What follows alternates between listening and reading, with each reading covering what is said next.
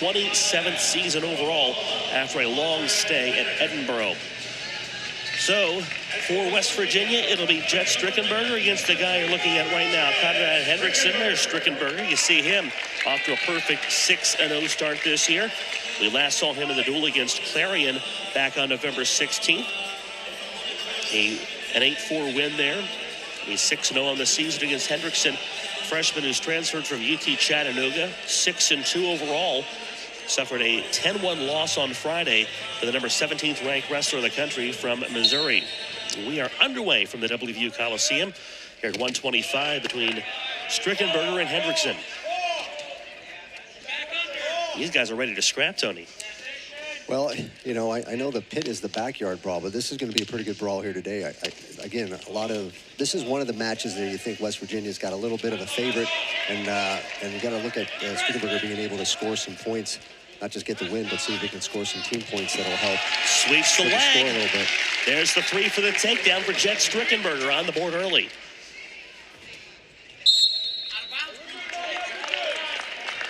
Oklahoma comes in after wrestling number 3 Missouri on Friday. They dropped that one 30-12. West Virginia will wrestle Missouri in January.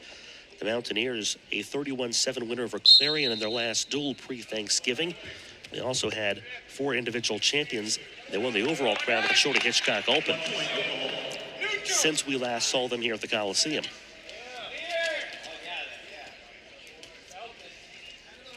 You know, and traveling in the Big 12 is wrestling-wise is a bit of a challenge, right? I mean, you're going to have 2 matches usually because you're away for a long period. So Friday and Sunday with a quick way and a quick turnaround. So we'll see how Oklahoma does that. I know we had this conversation a little bit on our Zoom call, but you know, coaches, you're talking about how your preparation is, and then we'll see what the reality of that ends up being when it's your second match in 3 days. Well, one of those required a bus trip, the second a flight. Right. Nice little defensive job there at the end, and does a nice job of not giving up any points, and we're about halfway through the first period. What do you like so far out of either of these guys? Well, I think the intensity is pretty good. The tendency sometimes, if you're not careful, is just to stand straight in front of somebody and try to wear them down that way. But there's a nice shot.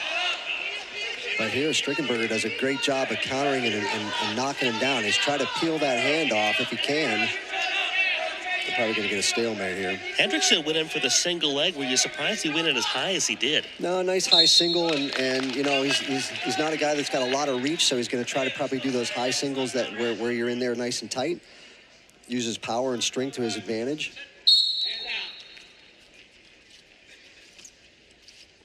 Strickenberger a little lankier than many 125s tend to be. You're trying to say he's tall. He's a tall 25-pounder. There's truth. Well, he's got long legs. You notice that when looking at Jett Strickenberger. You know, and again, regardless of your body type, you got advantages and disadvantages to those things, right? So one of them's reach is an advantage, but also people can get in underneath you pretty well as well. So those are the challenges and styles and matchups. Strickenberger had the double, and then he tried to go for the underhook. Hendriksen's made himself slippery. Yeah, just a nice job of wrestling, you know, kind of on your knees, that front headlock position, doing a pretty good job of trying to keep him square in front of you. And good crowd on this Sunday afternoon from the WVU Coliseum. We welcome those of you watching from home, wherever.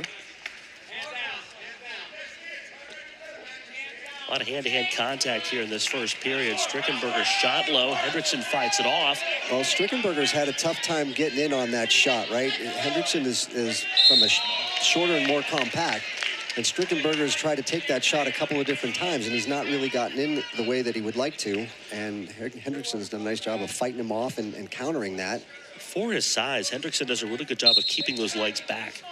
Yeah, well, again, you know, you have to get down underneath him, right? And Strickenberger hasn't really done a nice job of doing that aside from that first shot in the early in the period. Just joining us, this is how Strickenberger got on the board. Just got an underhook, a little bit of a throw by, gets the leg, and then just does a nice job of staying patient and finishing it. Moving energy everywhere in his body. You know, usually sometimes you'll see guys very wooden from the waist up, and then you sweep the leg. Yeah, well, people work so much more on flexibility these days is so much better than it was when we were wrestling. That's for darn sure. Couple throwdowns for Strickenberger. Hendriksen not allowing any points. But you see Hendriksen right back up to his feet, right? So we talk about a lot of that stuff in terms of wrestling on the bottom. You cannot stay down there very long, and Hendriksen's got his weight, he got his sink, got his escape point, and there's going to be. So when I'm watching the match, I see Hendriksen right now. His intensity is better. Strickenberger is kind of hanging on. Again, you're looking at things in terms of going back and scrambling, and again, you never know what's going on prior to people coming in and where they're at weight-wise, how they did that with the 2 hours of recovery time, and or how their warm-up was, and things along those lines. But right now, Hendriksen is doing a much better job of staying in good position and fighting through things than Strickenberger is, even though Strickenberger's up 3-2. We've seen moments of offense from Strickenberger, but really it's Hendriksen, as Hendriksen with some authority there. Yeah, it's a warning for stalling. Yeah. But Hendriksen, I think, has been the more offensive wrestler in this bout so far. No doubt about that, right? Strickenberger looks like he's struggling a little bit, and what you know, it's not about what kind of shape you're in. It's about how you're feeling right now when you're out on the mat, and he's really struggled to get in the position that he wants to. Again, not a great shot. And when we say that, we say they're just not really as crisp and clean as what he usually takes. Well, and again, styles make some difference, and the matchups are different. So, and you got to fight to get in position, and sometimes you're not used to being in certain types of positions. And I mean, that's the match, right? You try to get to where you're comfortable, and they're trying to get to where they're comfortable, where they're doing a good job. This looks like it's going to be a takedown. With 25 seconds left in the period. The lead now belongs to Conrad Hendriksen for the first time in the bout. So this is great for Oklahoma, because this is an area where West Virginia is certainly counting on a win in this particular. This is one of the ones you would not call necessarily a toss-up, and you would have West Virginia favored in this part. But Hendriksen has just done a nice job of controlling the pace and controlling the ties and being in good position. And Strickenberger just really hasn't had any energy. Hendriksen is the only freshman that we'll see today on this Oklahoma lineup. Everybody else is either a returner to this program or a transfer from another one. I think there's times probably, especially with the transfer portals and all that kind of stuff, especially in these bigger conference teams, where you're going to see a lot of that stuff more and more often. And why do I say that? Because freshmen coming in, it's very rare when you come in as a freshman, aside of redshirt or not, maybe redshirting, it's very rare that you're ready to compete and do well at this level right off the bat. Hendriksen clearly the aggressor early on. Strickenberger rolls and throws. Strickenberger all of a sudden looking to score. Going to get warned for stalling here, because he's got to let go of the leg. He's going to take the warning. Only 11 seconds riding time. That doesn't mean a whole lot right now. Now, go back to your point, though, about the transfer portal. This is definitely a sport where you don't need to necessarily build that chemistry amongst, each spot in the lineup. Mm-hmm. But you can definitely fill a hole in a lineup by going out and getting somebody, and all of a sudden you've got 10 all-stars that can go out there. As Strickenberger's got some blood, so he'll have to come off the mat, and they'll treat him for that. But this is definitely a sport where you can kind of plug holes in a lineup and go out there and win duels with 10 guys that you bring in from a number of places. Well, no doubt. I mean, obviously every sport and every team is trying to do those same things. They're plugging holes in their lineups, and they're trying to make themselves be more competitive, and the world has changed in the last couple of years related to that. But you're right, to go back to freshmen, easier to recruit somebody that's proven themselves at maybe the D2 level or a JUCO level, or even another Division I school, than it is maybe to recruit a freshman and to see how that person's going to make that adjustment to Division I. Exactly right. Because that adjustment to Division I is hard. Most people, unless you wrestle in Division I, the understanding of that part of it, or you've competed in other sports, the advantage that you're used to having doesn't really exist anymore, right? And sometimes you're at a disadvantage. You're 18 years old and you're wrestling against grown men in in your own wrestling room. So yeah, escape point for Strickenberger as we go 5-4. Really good energy in this building on both sides as we came out of that blood stoppage.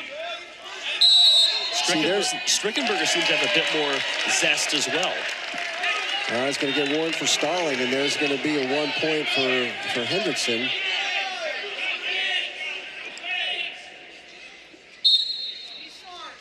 You see, Strickenberger really likes that underhook, right? But he's having a tough time because Hendriksen, being shorter than he is, he can't dig it in and under there the way he wants. He can't jack Hendriksen up. Hendriksen just hanging on that head, trying to tire Strickenberger out a little bit more and a little bit more. So staying in his stance is really important. You know, these fundamental basic things that when you're a little kid, you're like, how important is that? Well, this is when it's real important. Strickenberger almost looks like he's trying to solve a Rubik's Cube, you know, just trying to figure, where can I score? How can I find some offense? Well, like everything else, you got to move your feet. You can't expect him to just stand still for you. You got to move him, move your feet, work some angles. But he's been trying to stand in front of him for the most part. I mean, a takedown, he gets a takedown, he obviously goes ahead. But again, trying to shoot back underneath him. Now, scramble ensues. Goes for the double again. Can't get it. 15 seconds. Yeah, Hendriksen just does a nice job with his hips and fighting and keeping it away. And there's a nice shot again. He does a good job with his hips again. So the shot and to try to pull him forward, but he's not going to get it. There's only a couple seconds left in the match. Hendriksen plays good defense, and he's going to pick up the win at 125. Jett Strickenberger drops his first collegiate match as Conrad Hendriksen picks up the win at 125 and goes to 7-2 on the season. Played really good defense, a good keep away.